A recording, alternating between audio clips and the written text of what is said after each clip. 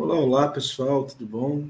Bem-vindos a mais uma leitura coletiva da obra Poder e Dinheiro, do João Bernardo, nosso 72º encontro, e a gente hoje vai concluir a leitura do capítulo 6 do volume 3, né, da obra Poder e Dinheiro, a partir da página 188, né, e eu queria já fazer uma retomada, né, das discussões da última semana, e o Diogo havia dito que tinha comentários assim muito precisos e interessantíssimos na página 189.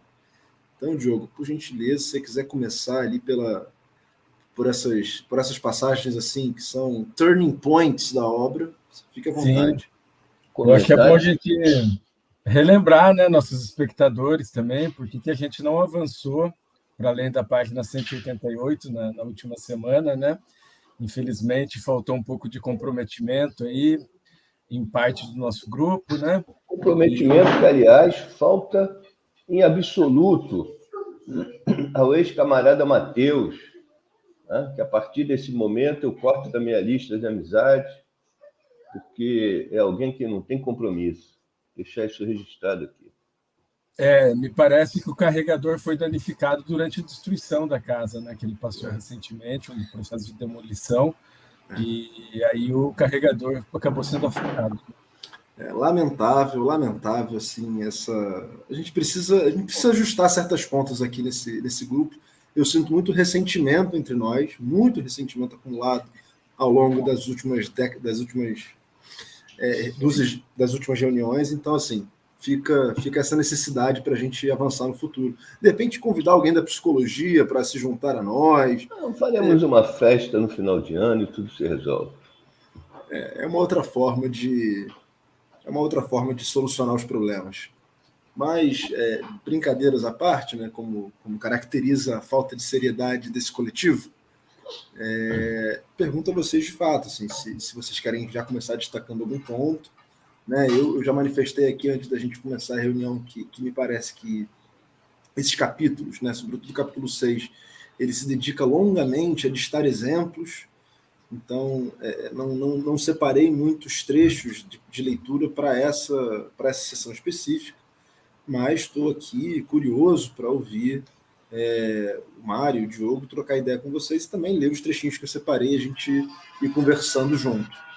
Passo a palavra para vocês aí para a gente começar.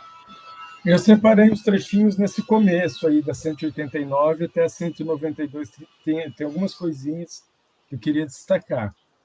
Eu acho que, no geral, só para a gente ter um fio, eu acho que, no geral, o de fundamental é a reconfiguração, né, que ele faz do chamado movimento da reforma, né? A crítica sistemática que ele faz a certas interpretações que supõem, o que pretendem, né?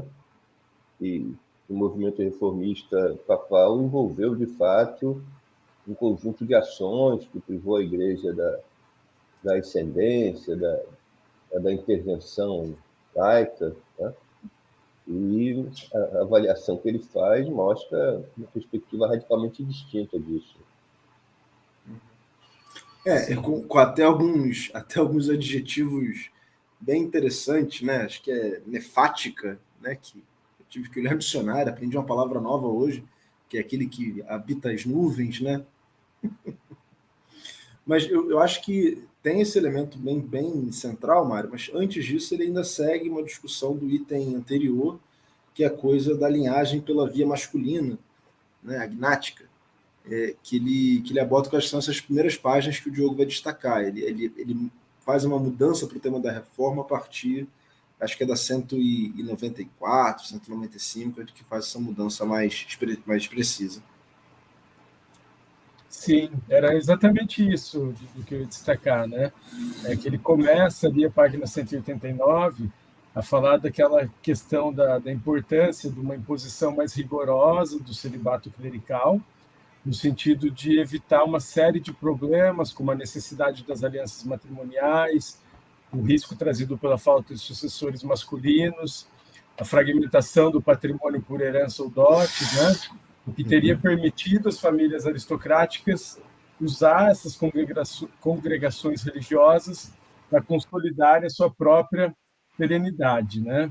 E daí ele vai introduzir justamente essa questão da linha de continuidade agnática, né? Que podia ser cumprida pela sua questão regular de tio paterno e sobrinho à frente do mesmo ocupado, né? Então, ele vai começar a analisar a importância dessa estrutura eclesiástica para essa linha de continuidade agnática, né? Ele vai destacar que cônegos e abades dispunham por testamento seus rendimentos eclesiásticos, legando-os a parentes mais jovens, né? Contribuindo assim para criar linhas de sucessão de tio a sobrinho no interior de instituições coletivas, né?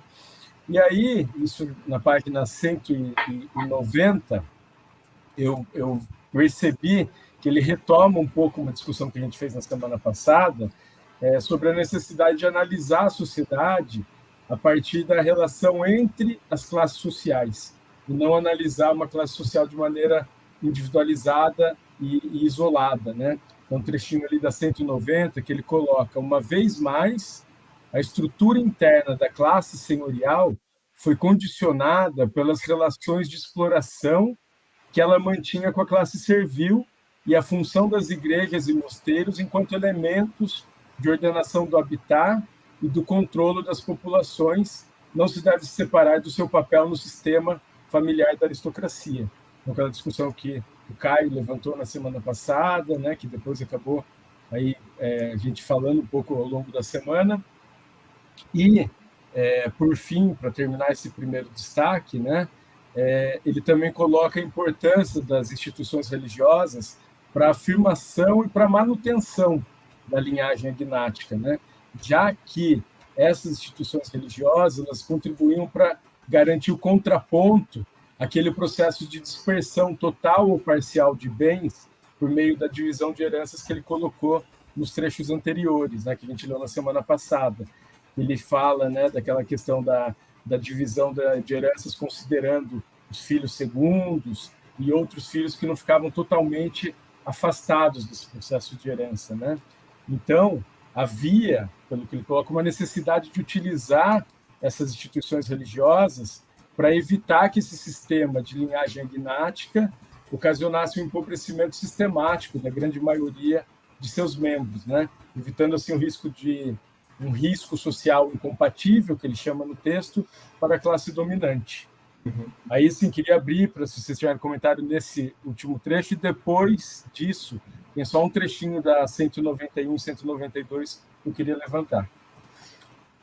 Eu acho que esse elemento que você está trazendo, não sei se vale a pena, de repente, você seguir, né? Porque eu acho que ele conclui essa ideia que você está trazendo na 195, num trechinho também, que ele meio que sintetiza essas coisas e fala um pouco dessas congregações religiosas como senhorios coletivos, né? Como coletividades de senhores, e quanto que mesmo na sua disputa interna, elas reproduziam de maneira ampliada a coisa da senhoria impessoal. Mas aí não sei se vale mais a pena a gente esperar um pouquinho, você faz também a leitura da 191, 192, e a gente meio que amarra tudo isso junto. Sim. E também não sei se o Mário tem algum outro elemento para destacar nessa fala do Diogo. Você está... Não, por hora não. Segue em frente. Tá. Alguma outra coisa antes da 195, Mário, que você chamaria a atenção? Beleza. Então, faz a leitura também, Diogo, da 192 que você falou. Tá. É um trechinho que fica entre o final da 191 e 192, né? Que ele fala justamente dessa questão do prevalecimento do núcleo conjugal e a redução do número de herdeiros principais, né? Que essas são características definidoras do sistema de linhagem. E isso fez com que os estabelecimentos eclesiásticos assumissem uma nova função na estrutura familiar da aristocracia, acolhendo os filhos segundos, mulheres solteiras e viúvas, e evitando a degradação social, né? E ele chega, inclusive, a colocar, na 191, que isso também podia evitar que essas pessoas caíssem na miséria, né? Aí aqui eu fiquei pensando algumas questões, assim, né? Eu confesso que nesse ponto da leitura eu me perdi um pouco na relação temporal, né? Eu fiquei pensando que a partir de que período que ele considera que esse sistema de linhagem agnática tornou-se predominante? Século X, XI, nessa transição do 10 para o 11, pela leitura que eu fiz. Queria saber se vocês concordam com isso, né? E aí eu fiquei pensando se esse uso dos estabelecimentos eclesiásticos já não era observado antes desse período, né? Eu fiquei pensando na vasta legislação que a gente tem no reino dos visigodos sobre a questão das viúvas. A gente tem vários concílios que tratam dessa questão das viúvas que ele destaca nesse trecho, né? Fiquei pensando que se é somente com a afirmação dessa linhagem agnática que se dá essa acolhida dos filhos segundos, das mulheres solteiras e das viúvas, né?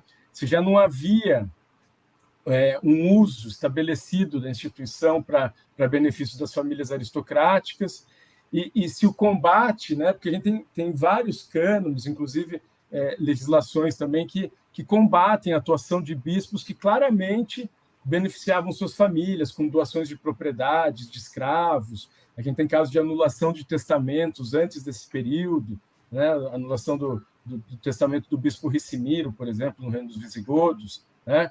E aí eu tinha uma ideia da imposição do celibato como uma forma de combater essas práticas, como uma forma de evitar a perda de patrimônio da igreja. Então, assim, nesse ponto, eu confesso que eu me perdi um pouco na relação temporal, né? Se dá para a gente considerar que esse processo ele só é observado dentro da instituição a partir da afirmação da linhagem agnática, ou se é um processo que a gente já observa antes, né? Ou se é uma falha aí de interpretação desse trecho. Aí eu fiquei muito com isso na cabeça na hora que eu li. Eu acho que tem duas coisas aí. A primeira é que eu concordo com você na coisa da cronologia, né? Ele está ali falando desse segundo grande momento, que é ali a partir do 11, né? De transformação da dinâmica do regime senhorial. Então, acho que a cronologia é essa mesmo. E nesse sentido, acho que também uma dinâmica que já também está estabelecida desde o primeiro período que ele analisou. Acho que aqui ganha uma outra dimensão e uma outra dinâmica com a coisa da impessoalidade, da senhoria de natureza impessoal. Então, assim, o que a gente vinha falando, essas senhorias coletivas, elas reforçam e ampliam a natureza impessoal desse poder, em comparação com o que seriam os poderes pessoais, que estão ali dados no primeiro período. Então, todos esses exemplos que você citou, que você fez a referência do testamento do bispo Riquimiro e tal, ou a própria doação lá do testamento de Vicente de Uesca, eu acho que eles estão ali no âmbito do que o João Bernardo classificaria como senhoria pessoal e não como senhoria impessoal nesse contexto, né? Não sei se o Mário também tem a mesma leitura. Eu acho que sim, eu acho que não se trata exatamente da novidade de certos fenômenos, né? Mas de uma reconfiguração deles no contexto desse novo período, né? Porque o destaque que ele dá, já no primeiro volume, ele chama atenção, primeiro, dessa ligação, né? dessa íntima articulação entre senhorio laico, senhorio eclesiástico, da íntima articulação entre essas aristocracias, né? Já no primeiro volume, ele insiste sobre como é equivocado operar com qualquer perspectiva de uma diferenciação, né? E um dos argumentos, inclusive, tem a ver com essa interdependência, essa intersociação entre os patrimônios fundiários, né? E o problema a questão já colocada das igrejas próprias, né? Então, e ele já liga, inclusive, a estratégia dessas fundações, não primariamente é uma questão de crença, né? Uma questão de fé, mas a demanda pelo estabelecimento de um núcleo estável do patrimônio, né? Um núcleo que, pelas qualidades ou pelas características que ele assume quando vinculado à igreja, a tendência de preservação dele em comparação com a fragmentação muito rápida do restante patrimônio, né? Então, acho que é um processo que ele já vem referido desde o início da Idade Média, né? Então, acho que a questão aqui é muito mais da reconfiguração né, dessas manifestações no quadro a partir das transformações sofridas lá na Idade Média Central, né? Então, como o Dudu destacou mesmo, a questão da expansão do senhorio pessoal, tá? Porque para ele era fundamentalmente pessoal a forma como essas manifestações se davam na Alta Idade Média, né? E agora a questão passa a ser como é que as igrejas e as fundações, os mosteiros, cumprem uma função da mesma natureza, mas agora na lógica do predomínio do senhorio pessoal, né? E eu acho que a questão também da estrutura familiar, acho que também já está colocado na Alta Idade Média, né? Talvez a perspectiva agora seja um impacto relativamente maior para a questão de fato dos filhos segundos e terceiros, né?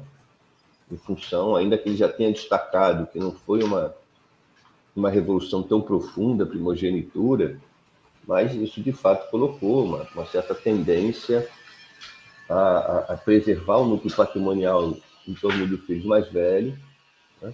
O que de alguma forma radicaliza a situação dos outros filhos, né? No que se refere à possibilidade de perda de qualquer base material, de reprodução, né? E eu acho que a terceira questão como eu disse, para mim está meio que subentendido aí, porque eu, pelo menos, logo na primeira, já na página 189, eu me levantei a questão, né, da reforma. Tá?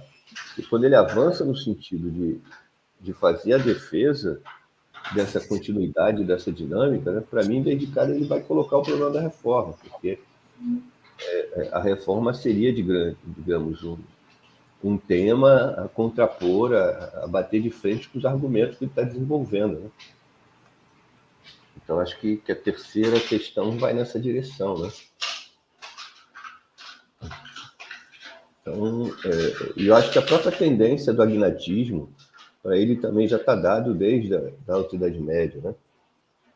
Essa é a tendência predominante também, que ele já vê e aponta desde do volume 1.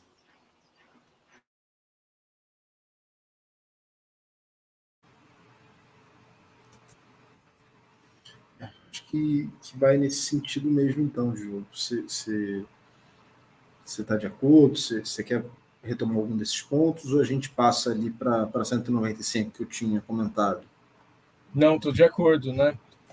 Fiquei pensando nisso, nessa questão mesmo de não estar falando de um processo novo, né? E aí fica muito claro que vocês colocam que, na verdade, uma certa adaptação, não sei se a gente pode usar essa palavra, desse processo ao período da senhoria pessoal, né?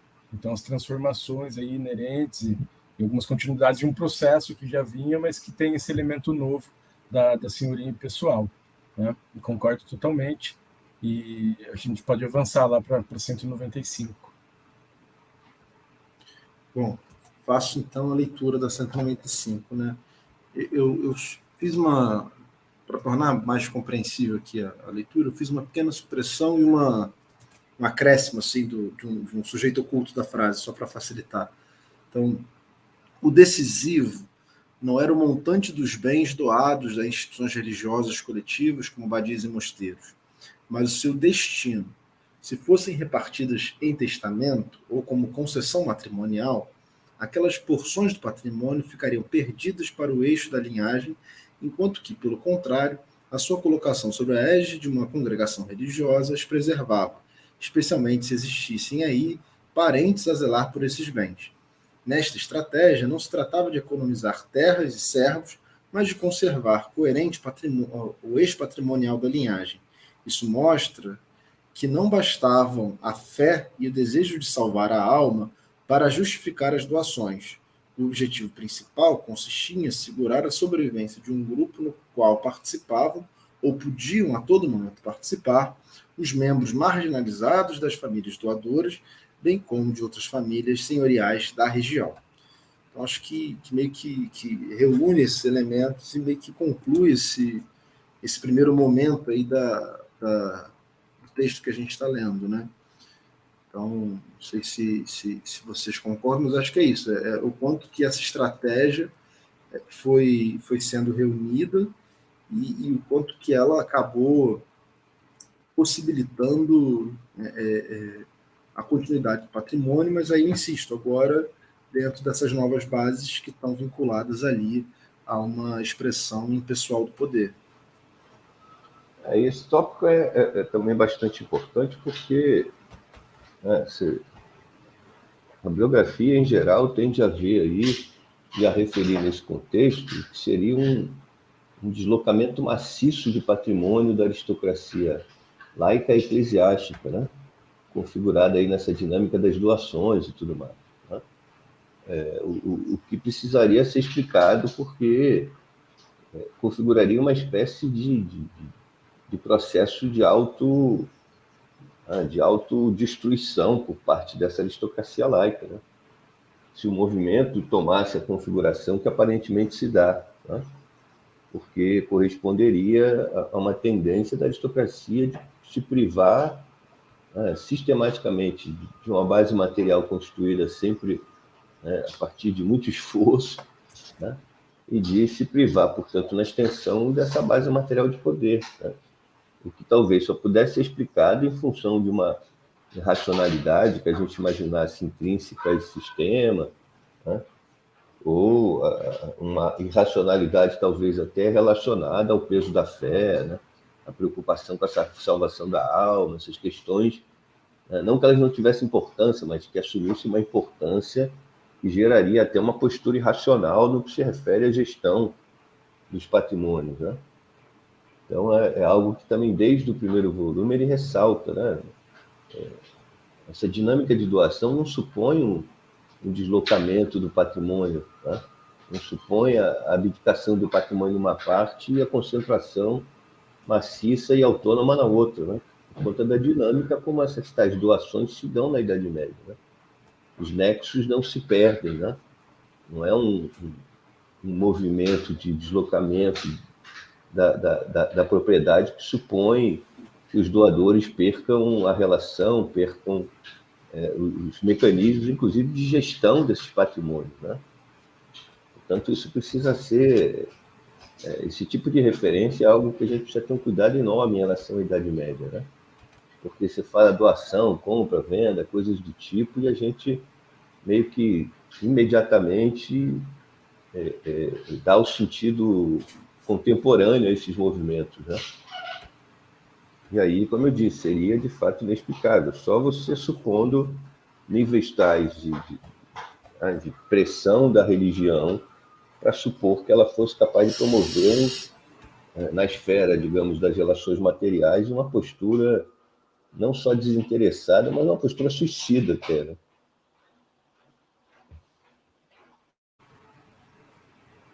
Beleza. Seguimos, então, pessoal, nos próximos itens, assim, avançamos um pouco. Depois da 198, ele começa, depois a partir da 100, ele segue nessa... Claro, Mário. Acho que tem um trecho na 197 que marca bem isso, só para deixar isso bem consignado, né?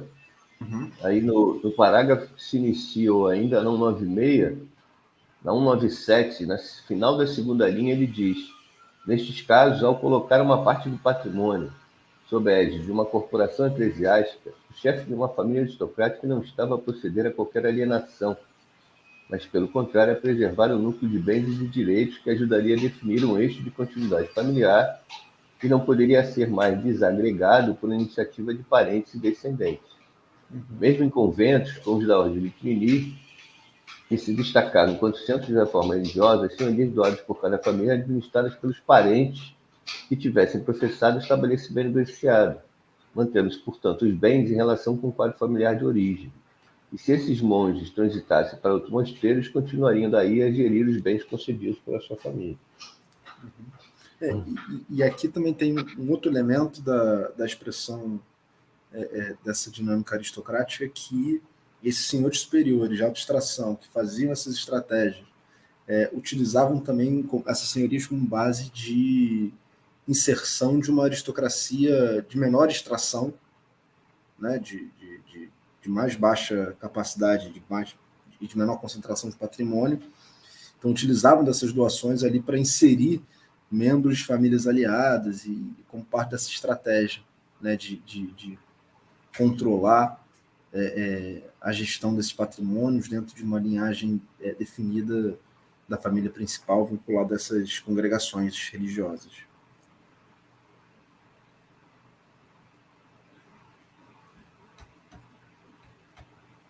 Enfim.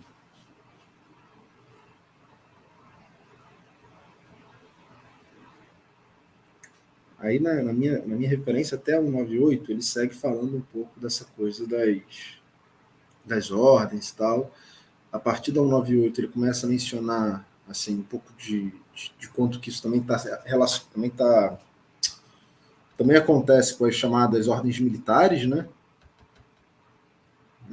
E como que elas tinham um potencial de projetar para fora do regime a tensão interna ao regime, também angariando seus membros nas fileiras dos filhos segundos, e com isso ele conclui esse primeiro item, né, e vai para o item 2, que aí sim é quando ele vai entrar nessa coisa mais direta da reforma que o Mário estava comentando no começo da reunião. E aí, assim, um pouco para mim é um longo movimento de crítica. Aliás, tem um argumento-chave, um argumento pontual que é a historiografia lê isso como movimento de reforma religiosa e que contradiz a afirmação do poder senhorial. E ele vai reunir umas dezenas de exemplos tentando afirmar o contrário, quanto que, na prática, havia ali uma dinâmica senhorial muito clara nessas reformas, né? Inclusive emanando do próprio papado, como membro de uma extração superior da aristocracia italiana, né? A Península Itálica, pelo menos.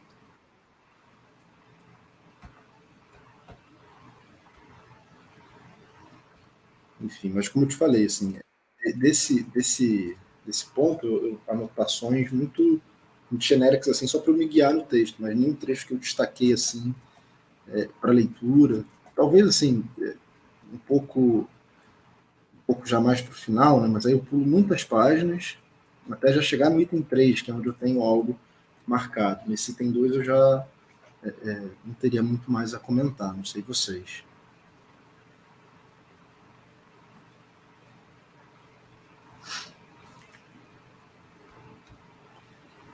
Fechado, Mário. Eu só destacaria a nota 126, que há muito tempo ele não se manifestava sob tal perspectiva. Qual nota, Mário? 126.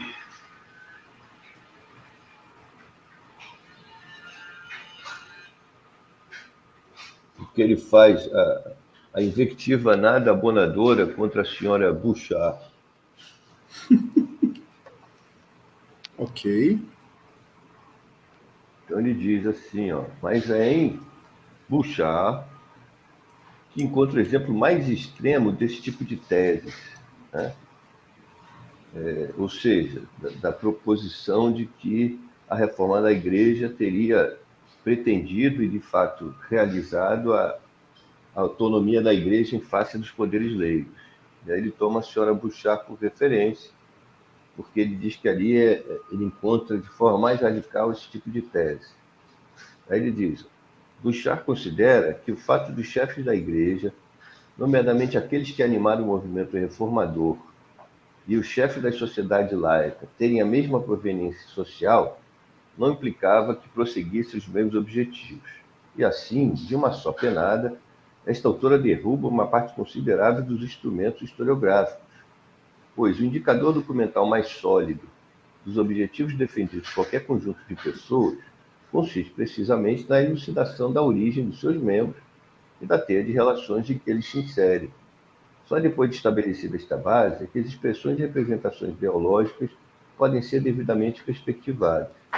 O postulado de Constance Bouchard permite-lhe, todavia, sustentar os seus preconceitos, apesar da massa de provas em sentido contrário que vai acumulando ao longo do livro.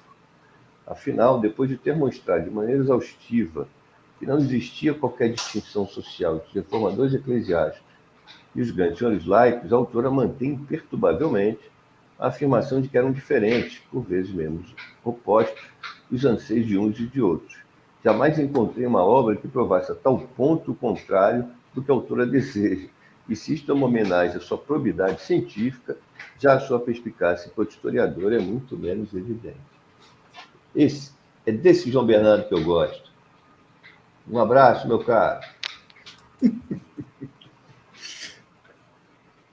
Aliás, dá para parafrasear uma música que a Beth Carvalho canta em homenagem ao Botafogo. Este é o João Bernardo que eu conheço.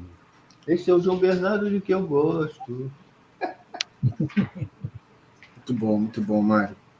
Pobre senhora referência. Puxa, meus pêsames à família. Certo. Bom, então avançamos aí para além do item 2, ou acham que tem mais algum elemento que merece uma consideração mais pontual? Além da enterrada na senhora Bouchard. Eu acho que a gente podia passar mais meia hora lastimando o óbito da senhora Bouchard. Poderíamos. Mas não sei o quanto que o João Bernardo gostaria que a gente dedicasse tanto tempo a essa penada infeliz da senhora Bouchard. Então, em respeito à possível consideração do nosso querido João, é que eu avançaria para além desse item 2. Então vamos ver. No item 3, vocês separaram algum trechinho, né? Porque aí no item 3 ele talvez, mais do que antes, né? Não sei. No item 3, mais do que antes, ele está pensando aqui os elementos da reorganização eclesiástica, né? E o quanto que isso está intimamente relacionado à dinâmica familiar que está dada. Né? Então, na 209, ele vai lá e diz assim, mais ou menos na metade da página, logo após a nota 197. A gênese da renovação da vida religiosa teve objetivos estritamente mundanos, e de então em diante a evolução do Supremo Pontificado elucida esta mesma dinâmica interna do movimento reformador.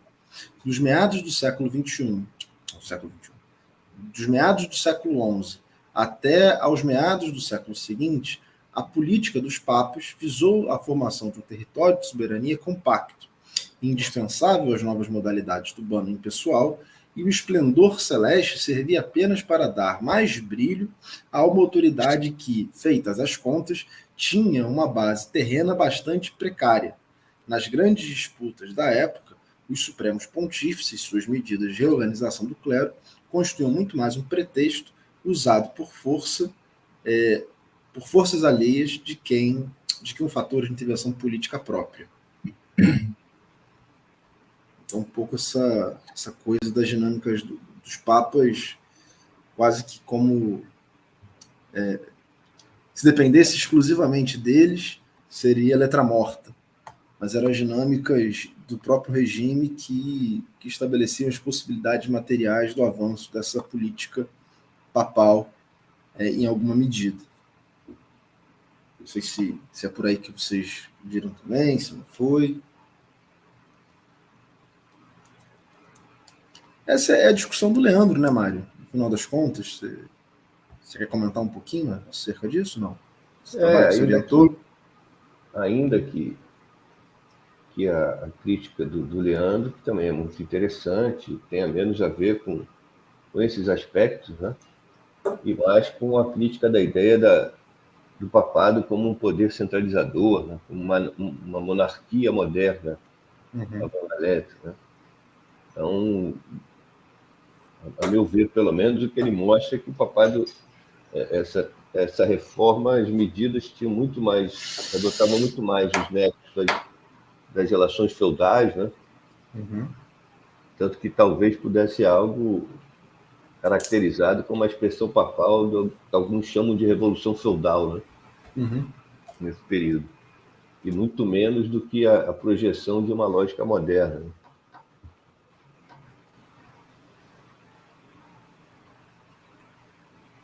Mais algum elemento, pessoal? Vocês chamariam a atenção aí? Eu tenho só mais uma citação aqui que eu marquei, que está numa página um pouco mais adiante, na verdade a página seguinte, né? Não sei se vocês têm alguma coisa antes que vocês queiram comentar, porque basicamente ele segue o argumento, né? No comecinho da 210, logo após a nota 200. Essas situações em que a administração de um poder pretensamente espiritual se confundia com o poder temporal, antecipando os típicos papos renascentistas, estavam já pressupostas as condições que desde o início inspiraram a reforma do clero, em vez de revelarem qualquer triunfo da teocracia, as normas de organização que haviam passado a obedecer os estabelecimentos eclesiásticos contribuíram apenas para delimitar mais rigorosamente a territorialização do bano e, assim, para enraizar os sistemas das senhorias impessoais. E isso ocorreu em todos os níveis da hierarquia religiosa. Um pouco meio que a síntese do que ele vinha falando até aqui, né?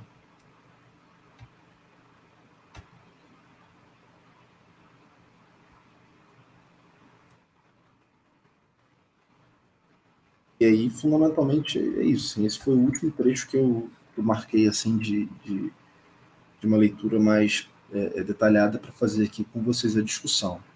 Depois eu acho que encerra o capítulo e não teria mais muitos elementos para comentar. Porque essa linha de raciocínio que vai sendo desenvolvida daí por meio de mais exemplos, com sendo dados nas próximas páginas, né? Mas eu percebi que uma continuidade dessa linha de raciocínio apresentada aí, né? Isso, meio que ele sintetiza aqui, depois passa a elencar vários casos. Na Germânia, na Inglaterra, na Saxônia, na Birmânia do Sul. Eu acho que só tem talvez uma referência lá no dia 19, que pode parecer estranho, né? A referência que ele faz à nobreza não livre da Germânia. Vocês viram onde, isso? Mário? Onde, 219. Mas no começo, no meio, onde, mais ou menos? Lá pela 12ª linha, mais ou menos. No primeiro parágrafo, né? Na 219. Uma das ilustrações mais interessantes desta dicotomia é nos fornecida pela situação da nobreza não livre na Germânia. Quer que continue essa leitura, Mário? Não, só porque pode gerar algum espanto, né? Sim. Que é o caso dos gestores aí, né? Dos gestores do feudalismo. Para pegar a deixa aí da famosa tese dele relativo ao capitalismo, né?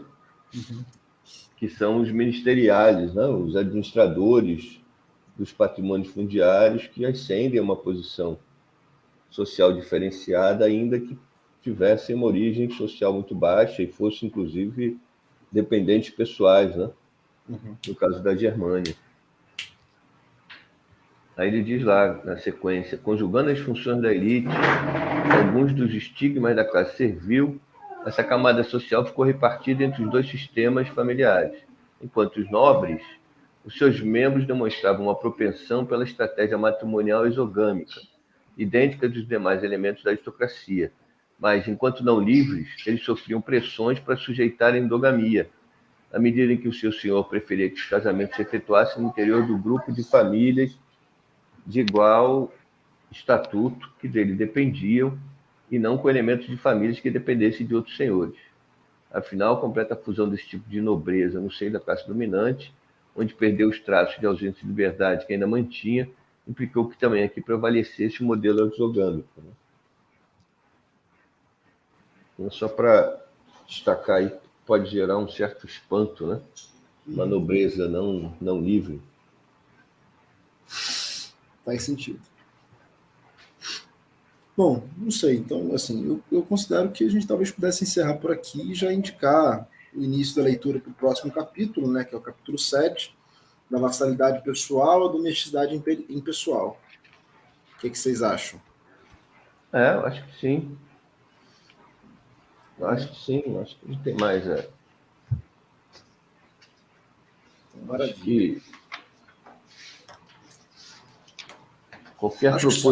qualquer proposição contrária nos levaria a uma postura nefelibata, né?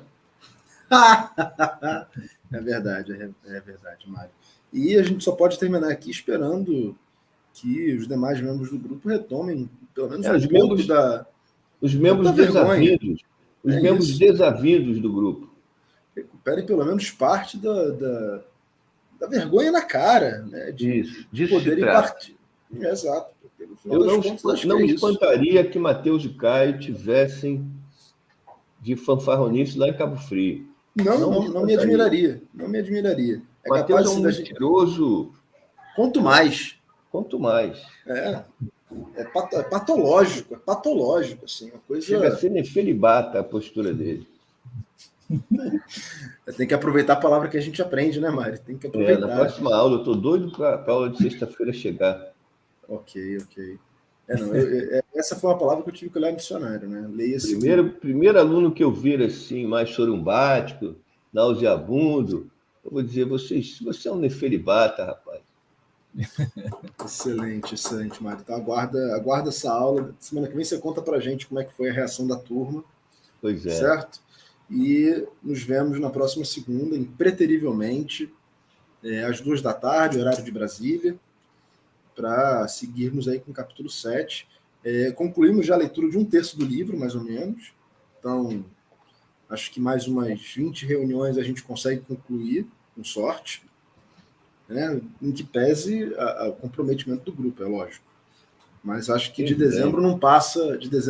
Não, longo é o caminho, mas grande é a meta, né? Exatamente. E vai acho de que reto, Satã. Acho que não temos que estabelecer uma meta, mas uma vez que atinjamos a meta, dobramos a meta. Então cantemos todos. Longo é o caminho, mas grande é a meta. Vai de reto, Satã. Vai de reto, Satã. A adaptação do italiano ficou realmente impecável, Mário, impecável. E com isso, com esse breve canto gregoriano, nos despedimos.